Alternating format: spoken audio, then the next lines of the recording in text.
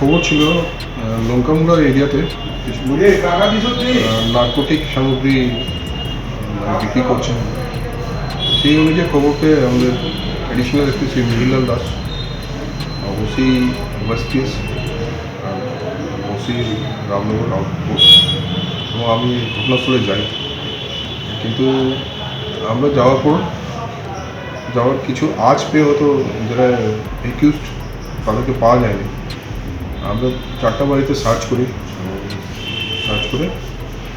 আমরা বেশ কিছু নার্কোটিক সামগ্রী পাই, যার মধ্যে ডাইলেট সিরাপ 136 বোতল, প্লাজমা প্রক্সিমন ক্যাপসুল 960টি, হেরোইন 50.12 গ্রাম এবং ইয়াবাটা 25 এবং নগদ টাকা 3050 টাকা আমরা বাজেয়াপ্ত করি এবং সেই ব্যাপারে একটা কেস নেওয়া হচ্ছে।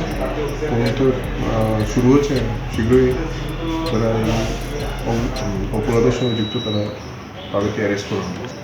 আমাদের রাফলি হিসাবে অ্যারাউন্ড 10-15 লক্ষ। আজকে আমরা গোপন সূত্রের ভিত্তিতে আমি আমাদের অ্যাডিশনাল এসপি আরবান, এসডিপিউ সদর, ওসি রামনগর, আমরা সবাই আজকে মালাকার পাড়া লঙ্কামুড়া ওখানে আমরা একটা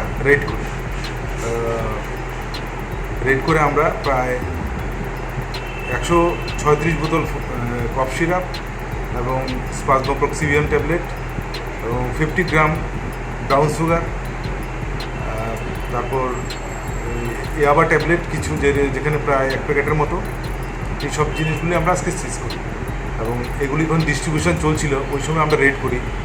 তো আমাদের পুলিশে আসার আজ পেয়ে ওরা পালিয়ে যায়। তো আমরা এদের সমস্ত ইনভেস্টিগেশনে এদের নাম আমরা পেয়েছি। আমরা এই বিষয়ে একটি সুনির্দিষ্ট কেস নিচ্ছি এবং ওদেরকে আমরা ওই কেসে অ্যারেস্ট করব।